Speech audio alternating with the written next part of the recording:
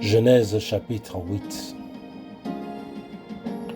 Mais Dieu n'avait pas oublié Noé et toutes les bêtes sauvages, les bestiaux qui étaient avec lui dans le bateau.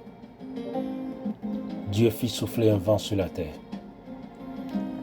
Alors les eaux se mirent à baisser. Dieu fit souffler un vent et les eaux se mirent à baisser. Les sources d'eau souterraines, les écluses du ciel se refermèrent.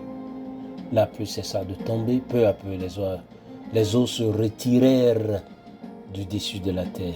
Au bout de 150 jours, elles commençaient à baisser. L'Éternel a soufflé. Il a soufflé.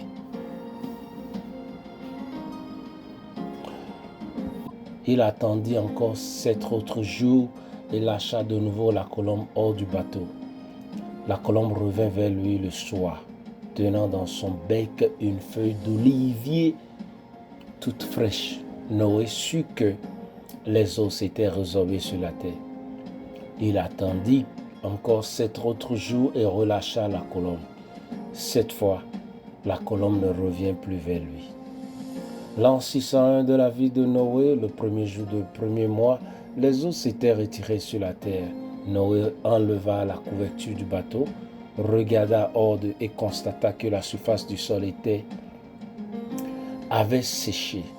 Le 27e jour du deuxième mois, la terre était sèche. Alors Dieu dit à Noé, sors de ce bateau avec ta famille, tes fils, tes belles-filles. Fais sortir aussi tous les animaux de toutes sortes qui sont avec toi, les oiseaux, les bestiaux, les bêtes qui se meuvent au ras de terre, qu'ils prolifèrent sur la terre et s'y produisent et s'y multiplient. Noé sortit avec ses filles, avec ses fils, sa femme, ses belles-filles, tous les animaux, les bêtes qui se meuvent au ras de la terre, les oiseaux, tous les êtres qui se remuent sur la terre, sortis du bateau par famille. Noé érigea un autel pour l'Éternel et prit de tous les animaux purs et les oiseaux purs, les offrit en holocauste sur l'autel. L'Éternel sentit le parfum apaisant du sacrifice et se dit en lui-même, jamais, plus jamais, je ne maudirai la terre à cause de l'homme, puisque le cœur de l'homme est porté au mal dès son enfance, et je ne détruirai plus tous les êtres vivants comme je viens de le faire. Alors, aussi longtemps que durera la terre, semailles et moissons, froid, chaleur, été, hiver et jour et nuit, jamais ne cesseront.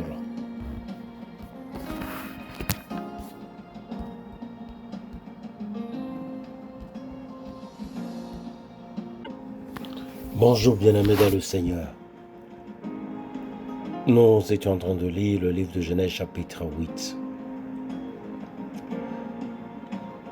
Je intitule ce chapitre « Le retour à l'ordre ». Comme vous le savez, après la dévastation mondiale causée par le déluge, le chapitre 7 du livre de Genèse nous a dit ça. Je vois ici que le chapitre 8 commence avec un calme, attendant que les eaux se retirent. Ce chapitre commence par une idée de réconfort. Une idée de réconfort. Dieu s'est aussi souvenu des animaux. Dieu a rempli sa promesse de les garder en sécurité pour recommencer la création, pour redémarrer la création. Dieu a soufflé. Vous vous rappelez que la création avait trouvé sa valeur, sa forme, lorsque Dieu a soufflé dans les narines de l'homme. Ici, nous voyons Dieu pour démarrer encore une nouvelle existence sur la terre. il a encore soufflé son souffle de vie. Et le souffle de vie est parti directement sur les eaux qui occupaient la place de l'homme, la place que l'homme a perdue. Le souffle de vie est parti pour arranger la place,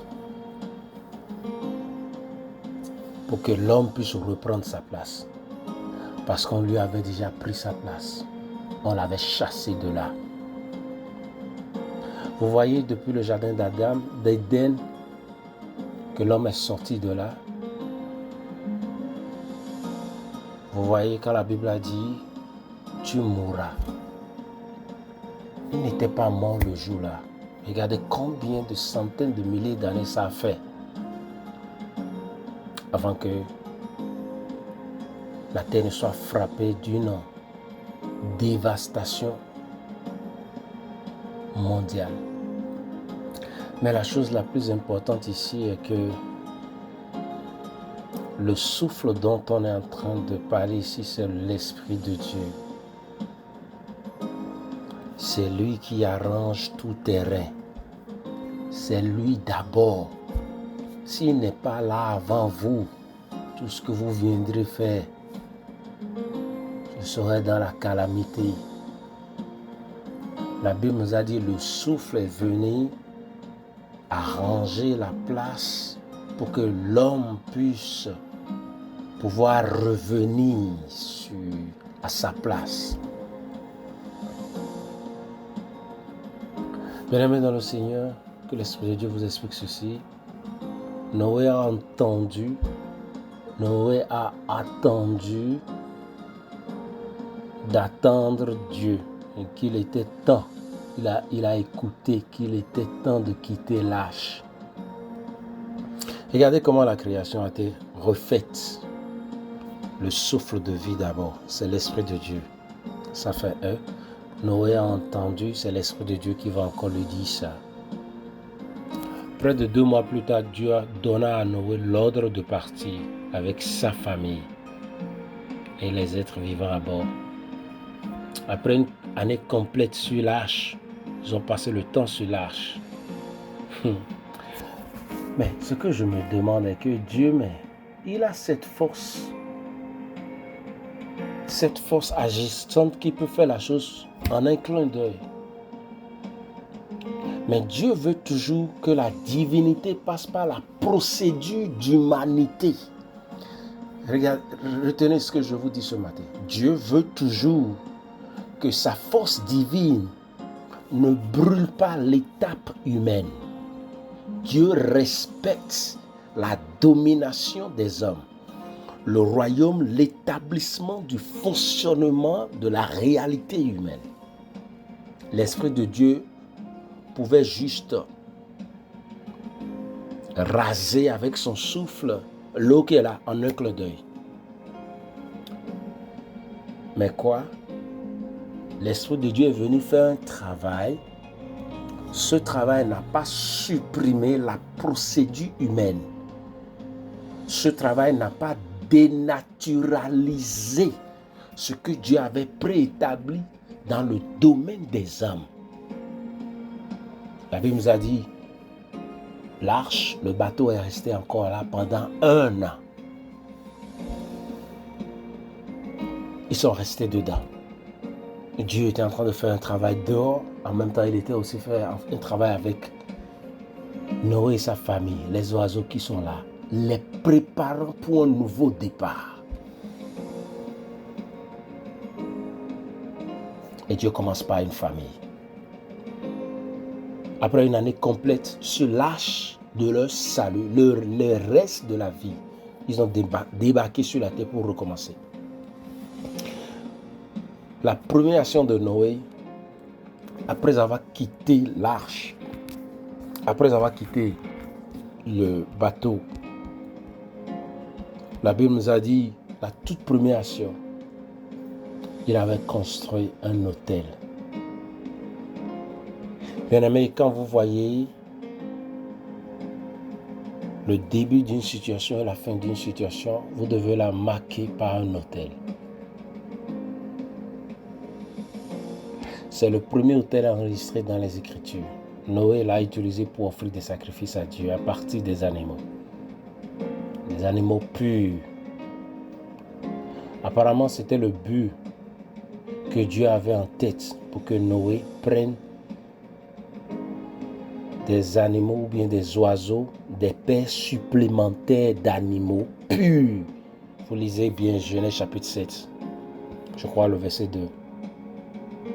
La Bible dit, utilisant une métaphore commune, le passage dit que Dieu sent l'arôme de l'offrande. Dieu sent l'arôme de l'offrande.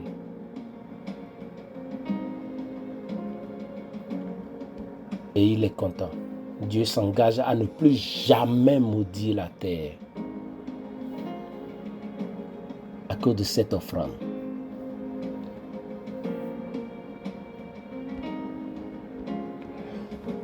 Bien-aimés, bien que la nature humaine n'a pas changé, Dieu a montré une mesure de grâce et de miséricorde commune envers toute la planète. Dieu s'est engagé à poursuivre les cycles de la vie selon sa conception originale.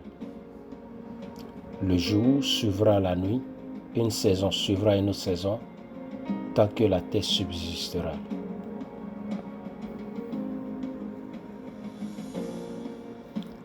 Deux, trois éléments.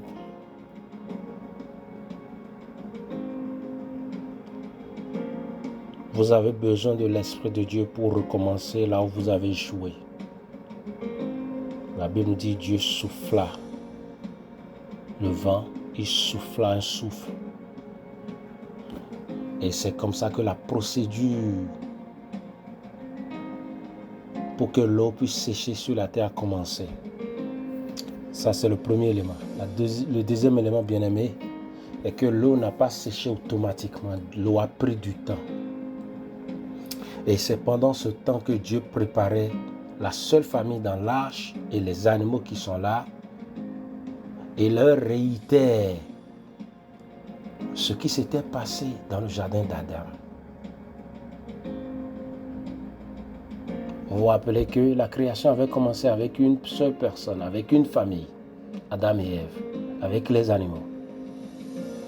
Un nouveau cycle a commencé. Dieu n'était pas pressé. Dieu n'est jamais pressé. Il a déjà fini avant de commencer. Mais les gens pour qui il le fait, il les met aussi dans la procédure. C'était ma deuxième chose. Et la troisième chose, bien-aimé, pour chaque situation, il faut un autel. L'autel sous lequel vous allez donner votre offrande,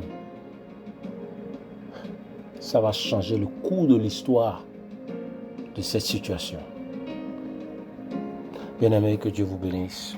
Nous étions dans le livre de Genèse chapitre 8.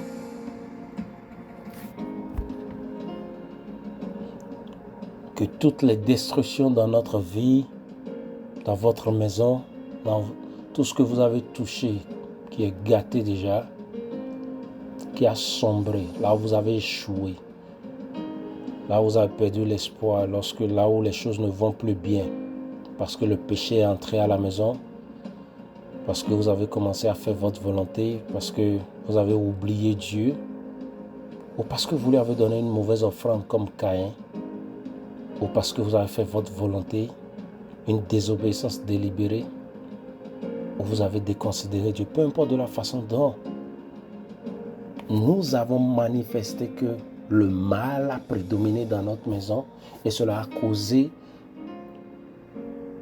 la chute, la honte, l'opprobre, l'échec. Nous demandons maintenant le recommencement de tout. Et il est écrit au commencement Dieu. Seigneur, nous te donnons nos maisons, notre vie, notre destinée, notre vision, qui nous sommes, qui nous devenons, ce que nous faisons. Nous te remettons tout et nous reprenons tout à zéro. Et ceci, nous voulons que tu souffles ton souffle de vie Que ton esprit nous visite et nous ouvre les yeux à ne plus commettre les mêmes erreurs au nom de Jésus. Nous voulons marcher avec toi tout le temps que ça va nous prendre. Dans l'âge avec toi, notre famille et toi seul d'abord. Notre famille et toi seul d'abord. Avant que l'église ne nous voie, avant que la famille ne nous voie, avant que les gens ne nous connaissent, avant que les gens ne parlent de nous, avant que nous nous soyons exposés. Éternel, ce que tu as fait avec Noé et sa famille, avec ses animaux dans l'arche, pendant les 40 jours en haut, ensuite ils ont fait 150 jours en descendant en bas, après ils ont fait 1 an dans l'arche, et tu as tout fait pour que ils puissent saisir le message, ils puissent ne pas briser encore l'alliance. Éternel, que ton esprit fasse ce travail avec nous et notre famille, pour que nous ne brisions pas l'alliance qui est entre toi et nous, et pour que nous n'amenions pas malédiction sur nos progénitures ou la descendance. Au nom de Jésus, nous prions. Amen.